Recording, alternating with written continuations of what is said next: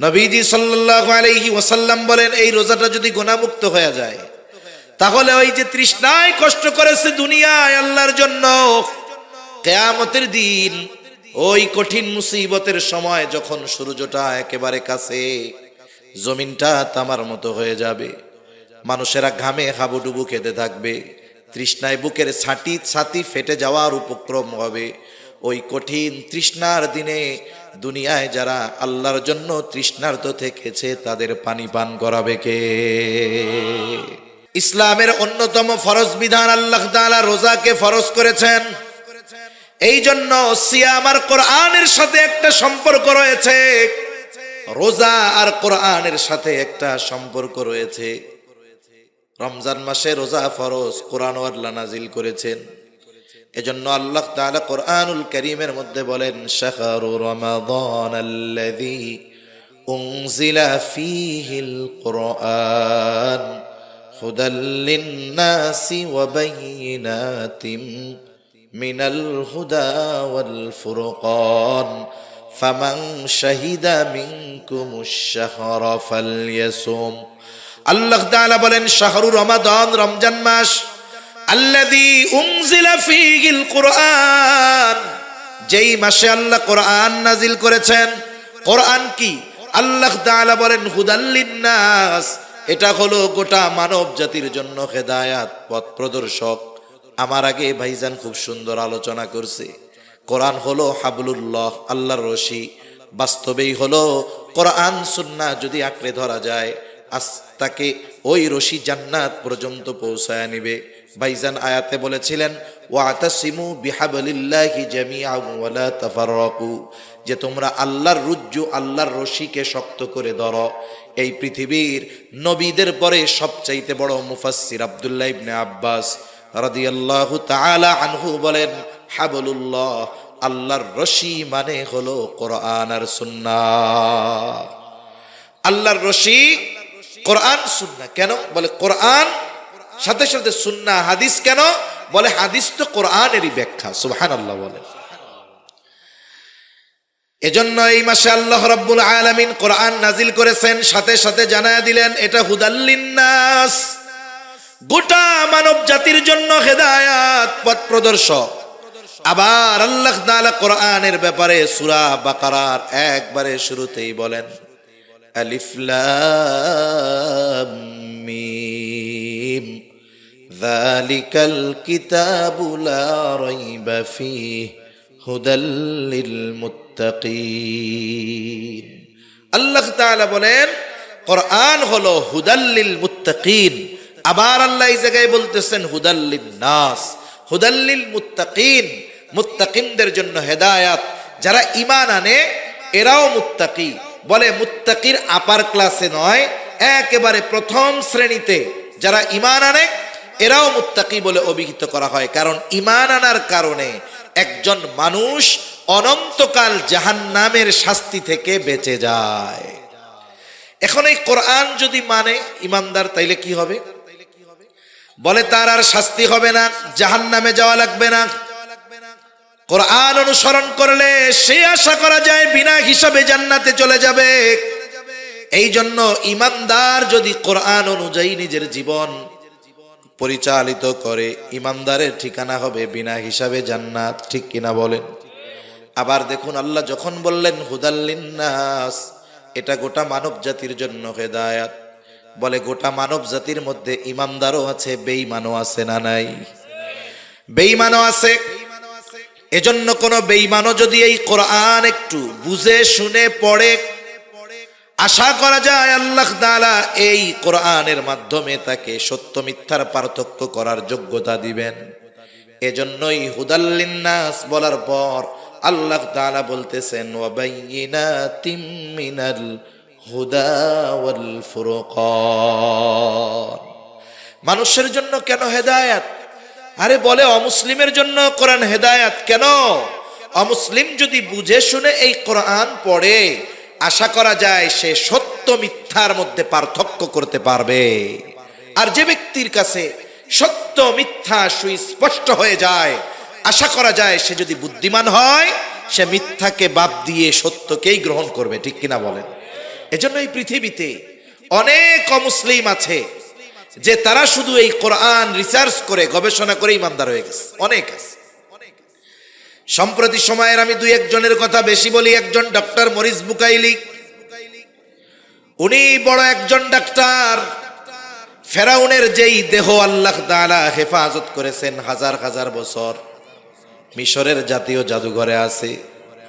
ওই মিশরের জাতীয় জাদুঘরে ফেরাউনের মমি নিয়ে গবেষণা করা হবে। একদল গবেষক গেছে। ওই ব্যক্তি হলো জার্মানির এক বড় ডাক্তার, উনি গেছেন গবেষণা করার জন্য। একটা সময় ওনাকে মুসলমানেরা জানালো এই ফেরাউনের কথা কোরআনে আছে। উনি শিক্ষিত মানুষ, বিজ্ঞ মানুষ। ওনাকে বলার পরে উনি চিন্তা করলেন, আমাকে যদি ফেরাউনের সম্পর্কে বিস্তারিত জানতে হয় তাহলে কোরআন থেকে আমাকে তথ্য নেওয়া লাগবে। আবার দেখুন, একজন ব্যক্তি শুধুমাত্র কোরআনের অনুবাদ পড়লে কোরআনের গভীরতা উপলব্ধি সে করতে পারে না। কোরআন নাজিল হয়েছে আরবি ভাষায়। কেউ যদি কোরআনের গভীরে পৌঁছাতে চায়, কোরআনের গভীরে যদি পৌঁছাতে চায় তাহলে তাকে আরবি ভাষায় দক্ষ হতে হবে। কারণ আমি আপনি শুধুমাত্র বাংলা অনুবাদের মাধ্যমে কোরআনের গভীরতা উপলব্ধি করতে পারবো না। বরং যেই ভাষায় নাজিল হয়েছে ওই ভাষা জ্ঞান যদি আমার আপনার না থাকে তাহলে কোরআন বাংলা অনুবাদ করা যাবে, অর্থ জানা যাবে, কিন্তু কোরআনের গভীরতায় পৌঁছানো সম্ভব হবে না। এজন্য আমাদের দেশে কিছু ভাই আছে, দেখবেন সূরা ফাতিহা শুদ্ধ করে পড়তে পারে না। মাশাআল্লাহ, উনি বড় শায়েখ। কেমনে হইছে? বলে বাংলা অনুবাদ পড়ে তো উনি রেফারেন্স দেয়, বুখারী শরীফের এত নম্বর হাদিসে আছে, এটাতে আছে। ওনারা যদি কহ ওই জায়গা থেকে এক লাইন আরবিতে দেখা কহ, ও বলবে যে একটু আমার 1 নম্বরের ছুটি দেন, আমি একটু আইতাছি। এটা বইলা ভাগবো আর আইবো না। এখন উনি অনুবাদ পড়তেছেন শুধু, কিন্তু ওই ভাষার গভীরতা উপলব্ধি করার মতো যোগ্যতা ওনার হয় নাই। এজন্য পড়া যায় ই দিয়ে, দেখে দেখে অনুবাদ দেখে দেখে পড়া যায়, কিন্তু এটা বুঝতে হলে, অনুধাবন করতে হলে, হৃদয়ঙ্গম করতে হলে যারা কোরআন হাদিস বুঝে তাদের কাছে যেতে হয়। ঠিক কিনা বলেন? নাইলে তো মনে করেন কত ডাক্তার পাওয়া যায় তো ঘরে ঘরে। 4 বছর MBBS কোর্স করার দরকার কি? MBBS কোর্স করবে 4 বছরে, তারে ধরেন 16টা বই পড়াবে। উনি একেবারে বিদেশ থেকে 50টা বই আইনা 4 বছর পড়ার পরে আপনাদের এই বাজারে যদি দোকান দিয়ে বসে যে MBBS যারা হয় বাংলাদেশে, বেটা ওরা পড়ছে 16টা বই, আমি পড়ছি 20টা বই, আমি ওদের চাইতে বড় ডাক্তার, আপনারা কি তাকে বড় ডাক্তার মানবেন না পিটানি দিবেন?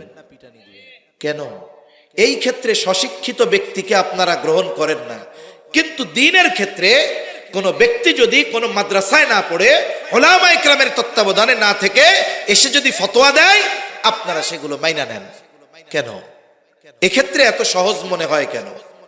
এজন্য কোরআনুল কারীম বোঝার জন্য, হৃদয়ঙ্গম করার জন্য ওই ভাষায় দক্ষ হতে হয়। তা না হলে ডক্টর মরিস বুকাইলিও বলতো, ঠিক আছে আমার একটা দা নোবেল কোরআন দাও ইংলিশ ট্রান্সলেশন, ইংরেজি অনুবাদের, আমি ওইটা পড়ে পড়ে বুঝে নেই।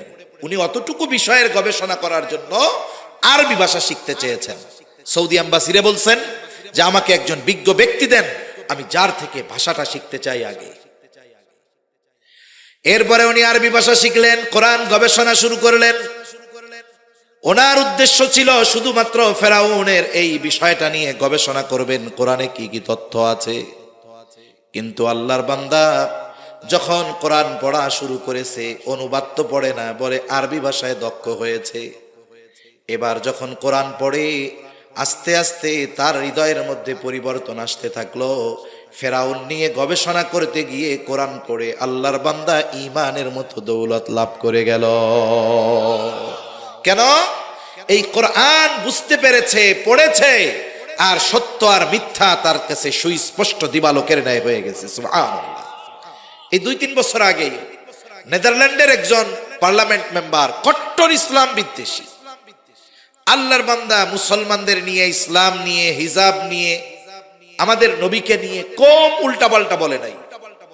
উনি চিন্তা করলেন আরো বেশি উল্টাপাল্টা যদি বলতে হয় তাইলে আমাকে মুসলমানদের ব্যাপারে আরো জানতে হবে। এজন্য এই পৃথিবীতে ইসলাম বিদ্বেষীদের অনেক মাদ্রাসা আছে, অনেক মাদ্রাসায় ইসলাম বিদ্বেষীরা খরচ করে তাদের পড়ায়। কেন পড়ায়? আলেম বানানোর জন্য? না না, ইসলামের গভীর জ্ঞানগুলো জেনে এগুলো মানুষের মধ্যে কেমনে সংশয় সৃষ্টি করা যায়, কোন জায়গা মানুষের সামনে বললে মানুষ ধোঁকায় পড়ে যাবে, এই বিষয়গুলো। কিছু বিষয় আছে হৃদয়ঙ্গম করার ক্ষমতা মানুষের নাই।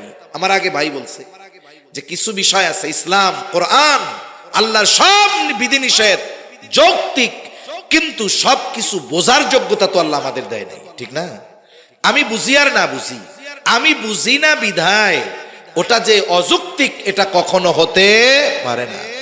আমরা মানুষ, আমাদের জ্ঞান বড় সীমিত, আমাদের ইলম অনেক কম, এজন্য আমরা না বুঝলেই যে ওইটা ঠিক না এটা কিন্তু কোনো বিষয় নয়।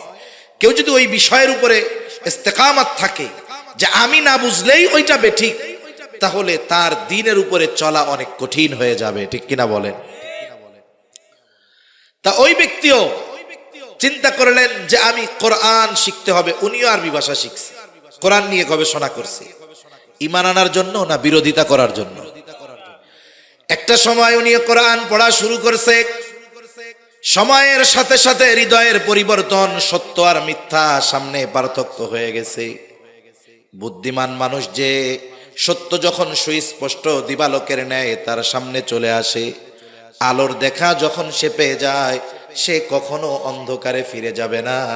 ওই ব্যক্তি কট্টর ইসলাম বিদ্বেষী, কোরআন শিখছে, সত্য মিথ্যার পার্থক্য বুঝে গেছে, আলোর দেখা পেয়ে গেছে, এই কোরআনের বদৌলতে সে ঈমান গ্রহণ করেছে, অন্তরে তার হেদায়েতের নূর প্রজ্বলিত হয়ে গেছে। এজন্য এই কোরআন সত্য মিথ্যার মধ্যে পার্থক্যকারী। একজন অমুসলিমও যদি নিরপেক্ষভাবে এই কোরআন তিলাওয়াত করে, বুঝে, আশা করা যায় কোরআনের কারণে তার সামনে ঈমানের দ্বার উন্মোচিত হয়ে যাবে। এজন্য হলো কোরআন গোটা মানব জাতির জন্য হেদায়াত। এরপরে আল্লাহ তাআলা বলেন, এই মাস শুধু কোরআন নাজিল করেছি এমন নয়, ফামান শাহিদা মিনকুমুশ শাহরা ফালইয়াসুম। আল্লাহ তাআলা বলেন, এই মাস যে পাবে সে যদি প্রাপ্তবয়স্ক হয়, বালেগ হয়, মুকিম হয়, অক্ষম যদি না হয়, অসুস্থ যদি না হয়, অবশ্যই সে যেন এই মাসে রোজা রাখে। তাহলে রমজান মাস, এই মাসে রোজা ফরজ। কি ফরজ? জোরে বলেন। রোজা ফরজ। এখন এই রমজান আমরা অতিবাহিত করব কেমনে? এক নাম্বার, রোজা রাখার মাধ্যমে। রোজা রাখলে লাভ কি? আমি দুইটা কথা বলে শেষ করে দিব, বেশি লম্বা করব না, একেবারে সংক্ষিপ্ত। এক নাম্বার, রোজা রাখতে হবে। কি রাখতে হবে? জোরে বলেন। রোজা রাখতে হবে। এখন যদি কেউ মনে করে যে আমি সকাল সুবহে সাদিক থেকে নিয়ে একেবারে সূর্যাস্ত পর্যন্ত না খেয়ে থাকলাম, আমি বড় রোজাদার, এটা হলেই হবে না। রাসূলুল্লাহ সাল্লাল্লাহু আলাইহি ওয়াসাল্লাম বলেন, কিছু মানুষের রোজা হলো না খেয়ে থাকার নামান্তর। তার মানে সে শুধু না খেয়েই থাকে, কিন্তু অন্যান্য কোনো পরিবর্তন তার মধ্যে পাওয়া যায় না। আগেও গুনাহ করতো, চোখের গুনাহ, জবানের গুনাহ, হাতের গুনাহ, পায়ের গুনাহ, এখনো সব চলে, এখনো গুনাহ সব চলে, গানও চলে, নাটকও চলে, সিনেমাও চলে, শুধু না খাইয়া থাকে। তাহলে তার রোজা এটা হবে 33 পেয়ে পাশ করার মতো। তার মানে শুধুমাত্র ফরজটা আদায় হবে। বলেন তো, কেউ যদি সব সাবজেক্টে 33 পাইয়া পাশ করে, ও কোনো ইউনিভার্সিটিতে ভর্তি পরীক্ষা দিতে পারবে নাকি? ফর্মই তো তুলতে পারবে না। ও যখন দিবে যে আমি 33 পাইয়া পাস, বলবে তোর ভাগ বেড়া, এটি এই জায়গায় চলে। এজন্য 33 যে পায় সেও পাস, যে 90 পায়, 95 পায়, গোল্ডেন এ প্লাস পায়, সেও পাস, ঠিক কিনা বলেন? যদি দুই বন্ধু একসাথে যায়, যদি জিজ্ঞাসা করে তোমরা কি পরীক্ষার ফলাফল কি, পাস করছি, ওরে জিজ্ঞাসা করে তুমি কি পাইছো, কয় আমি এ প্লাস পাইছি, আমি পাইছি 100-95। আর একজনরে বলবে তুমি তো পাস করছো, তুমি কি পাইছো, বলবে আমি 133 পাইছি। ওরে টিটকারি করে বলবে তুমি আর এক কম পাইলা না কেন, এমন পাস করার চাইতে ফেল করা ভালো ছিল, ঠিক কিনা বলেন? আর ওই 33 যে পাইছে, ও মাথা উঁচা করে বলবে না মাথা 33 পাইছি, লজ্জায় বলবে। আর যে 95 পাইছে বুক ফুলায় বলবে 195 পাইয়া পাস করছি। তার মানে কি বোঝা গেল? কেউ যদি রোজা রেখে গুনাহ করে তার রোজাটা কেমন হয়? 33 পেয়ে পাশ করার মতো। এজন্য ওই পাশ কইরা কোনো চাকরিতেও অ্যাপ্লাই করা যায় না, মানুষের সামনেও একটু হাসি মুখে বলা যায় না যে পাশ করছি। তাহলে দেখুন, রোজা রেখে যদি কেউ গুনাহ করে তার রোজা ওটা শুধু ফরজ আদায় হয়, কিন্তু রোজার প্রতিদান আল্লাহর নবী জানিয়ে দিয়েছেন শত শত, সব প্রতিদান থেকে সে বঞ্চিত হয়। এজন্য আমাদের রোজা হতে হবে গুনাহ মুক্ত রোজা। রোজা রেখে জবানের গুনাহ, হাতের গুনাহ, চোখের গুনাহ, পায়ের গুনাহ, সব ধরনের গুনাহ থেকে বাঁচতে হবে। কোন ইনশাআল্লাহ। একবারে সব ধরনের গুনাহ থেকে যদি বাঁচা যায়, বলে ওই রোজা কেমন রোজা হবে? বলে ওই রোজার প্রতিদান স্বয়ং যিনি হয়ে যাবেন তিনি কে? রাসূলুল্লাহ সাল্লাল্লাহু আলাইহি ওয়াসাল্লাম বলেন, আল্লাহ তাআলা বলেন, কুল্লু আমাল ইবনে আদম লাহু ইল্লা সিয়াম। বনি আদমের প্রত্যেকটি আমল তার জন্য, রোজা ব্যতীত। কেন? আস-সাওমু লি ওয়া আনা আজজি বিহি। নবীজি বলেন, আল্লাহ তাআলা বলেছেন রোজা বান্দা আমার জন্য রাখে, আর এই রোজার প্রতিদান স্বয়ং আমি আল্লাহ নিজে দিব।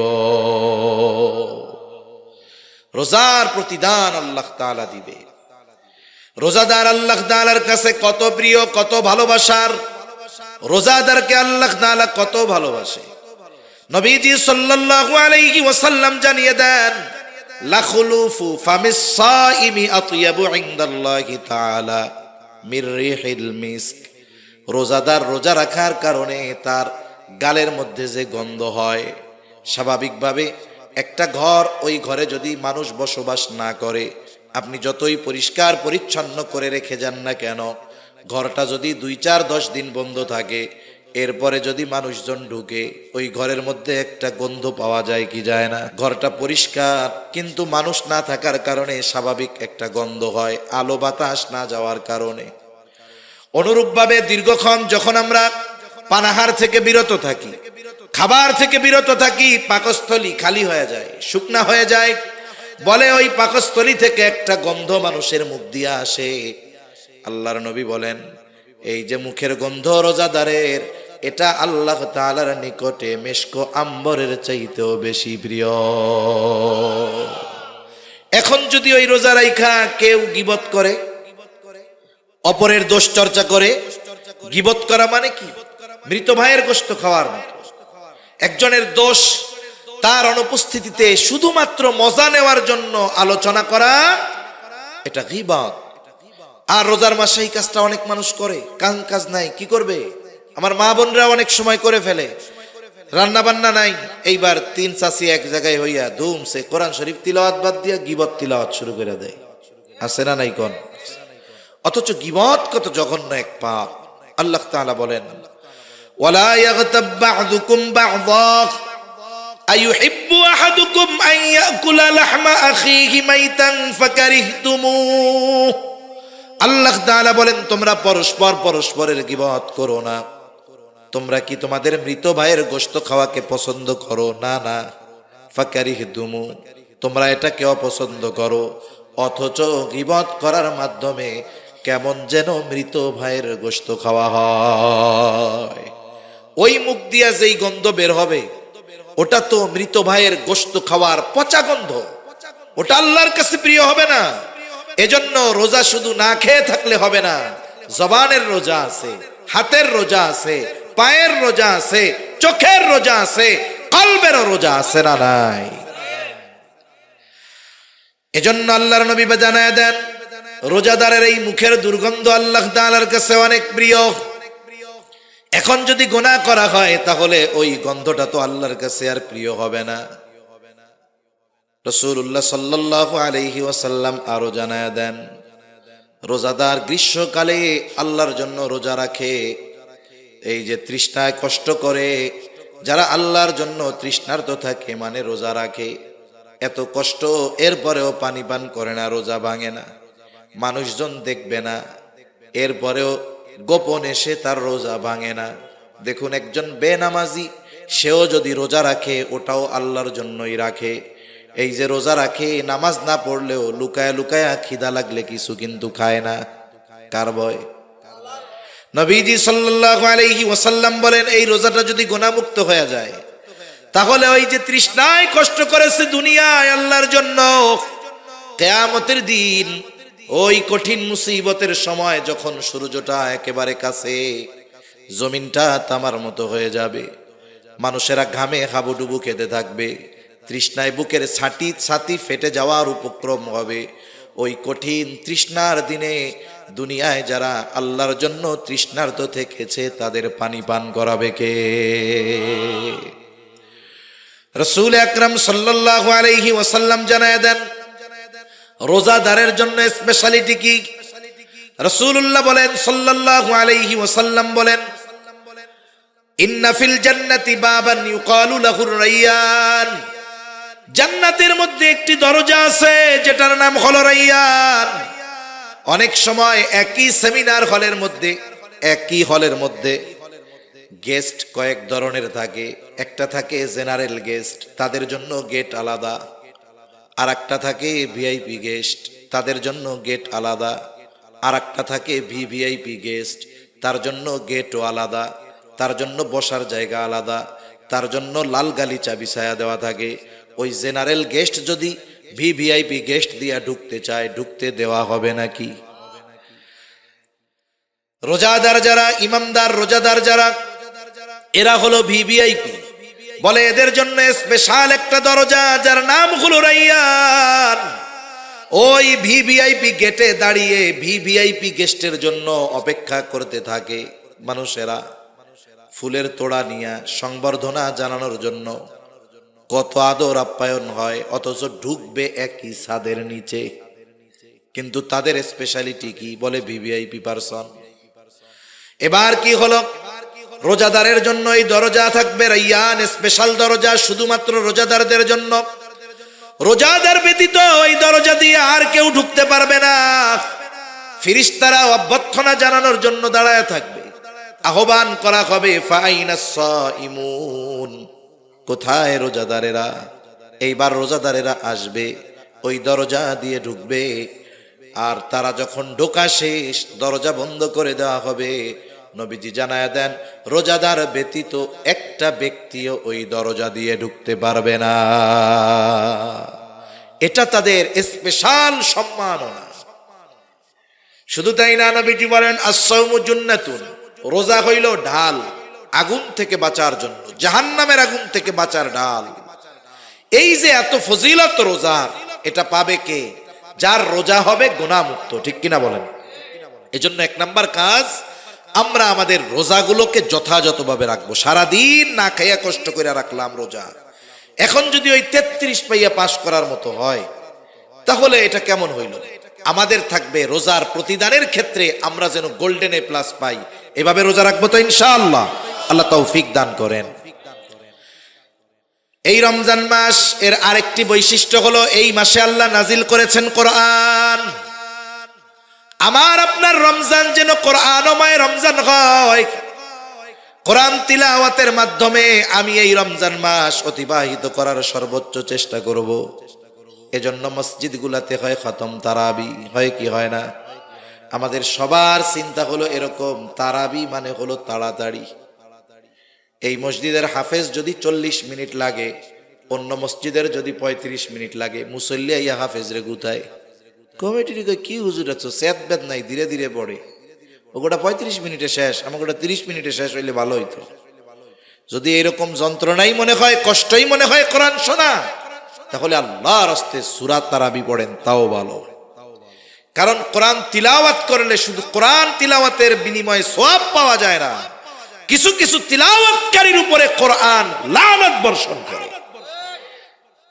এজন্য কোরআন সুন্দরভাবে তিলাওয়াত করতে হবে। আচ্ছা বলেন তো, রুকু সেজদা এগুলাই তো আর শর্ট করার মতো সুযোগ নাই, আছে? কমপক্ষে 3 বার তো তাসবিহ পড়া লাগবে নাকি? এখন তিলাওয়াত যদি ইমাম সাহেব সহি শুদ্ধভাবে পড়েন, 20 পৃষ্ঠা পড়তে তার সর্বোচ্চ আধা ঘন্টা লাগবে। কতক্ষণ লাগবে? উনি যদি আরো স্পিডে পড়েন, তাইলে মনে করেন 20 মিনিটেই পড়লো, কিন্তু 20 মিনিট মানে প্রতি মিনিটে এক এক পৃষ্ঠা যদি পড়ে, তাহলে পড়ার গতি হবে তো সে রকেটের মতো, হক আদায় হবে না, কোরআন শুদ্ধ হবে না, শুদ্ধ যদি না হয় নামাজ হবে না, ঠিক কিনা বলেন? আবার কোরআনের লানত, আপনি আমি যদি 10টা মিনিট সময় একটু স্যাক্রিফাইস করি, 15টা মিনিট যদি একটু স্যাক্রিফাইস করি, একটানা 15 মিনিট না তো 20 রাকাতে 15 মিনিট সময়, প্রতি রাকাতে 1 মিনিট করেও যদি অন্য মসজিদের চাইতে সময় বেশি লাগে, 20 রাকাতে 20 মিনিট, এতটুকু সময় যদি আমরা একটু কষ্ট করি, হাফেজ সাহেবরা কোরআন সহি শুদ্ধভাবে পড়তে পারবেন। মুসল্লিরা, আরে ভাই আপনি কোরআন শুনবেন, আপনার তো কমপক্ষে অর্থ না বুঝলেও কি পড়তেছে এটা তো বোঝার দরকার, ঠিক কিনা? এজন্য আপনারা মুসল্লিরা মসজিদে গিয়ে বলবেন হাফেজ সাহেবদের কোনো তাড়াহুড়ো নেই, আপনি কোরআন ধীর স্থিরতার সাথে পড়েন। আপনি যতটুকু না হলেই নয়, আপনি সহি শুদ্ধ করে সুস্পষ্টভাবে যতটুকু তাড়াতাড়ি পারবেন ওর চাইতে অতি গতিতে আপনি পড়তে যাবেন না।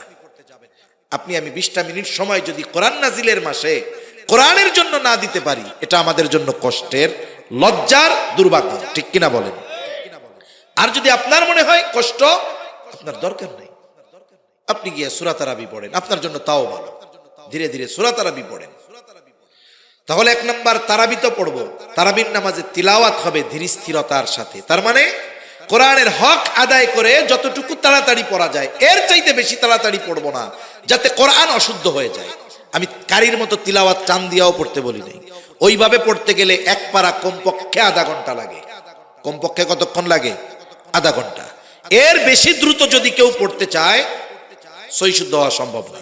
4 আলিফ টানতেই হবে, 3 আলিফ 1 আলিফ টানার সুযোগ আছে, কিন্তু 4 আলিফ টান যেখানে, সেখানে 4 আলিফ টানতে হবে। আপনি যদি হাফেজ সাহেবরে তাড়াহুড়ো করতে বলেন, তাহলে তো সে 4 আলিফ 1 আলিফ টেনে যাবো গা। এ কাজগুলো যেন না হয়। সাথে সাথে আমরাও কোরআন তিলাওয়াত করব রোজার মাস। আমাদের রোজা হবে প্ল্যানিং, কোরআনের সাথে যেন সমন্বয় থাকে সব সময়। আমাদের অবস্থা হলো কি, খরগোশ আর কচ্ছপের দৌড়ের মতো। গল্প পড়ছেন না আপনারা? খরগোশের যে গতি, এর সাথে কি কচ্ছপের তুলনা চলে? এখন দুইজনে দৌড় শুরু করছে, গতি কম বেশি না, উদ্দেশ্য হলো আমাদের মঞ্জিলে মকসুদে পৌঁছাতে হবে। খরগোশ চিন্তা করছে, দে এক দৌড়। কচ্ছপ, আমি 5 মিনিটে যা দৌড়াবো 5 ঘন্টায় পারবে না। এবার উনি 5 মিনিট দৌড়াইয়া কিছু দূর গিয়ে ঘুমায় পড়ছে, যে বাকিটুক উইটা পাড়ি দিব। কিন্তু কচ্ছপ গতি থামায় নাই, সে ধীর স্থিরতার সাথে চলতেছে। ওপাশ দিয়া খরগোশ নাক ডাইকা ঘুমাইতেছে। শেষে কি হলো, কচ্ছপ তার গন্তব্যে পৌঁছায় গেছে। ও ঘুম থেকে ওইটা দেখে, আরে আল্লাহ, আমি তো ফেল। ঠিক না? এটা গল্প। শিক্ষা কি?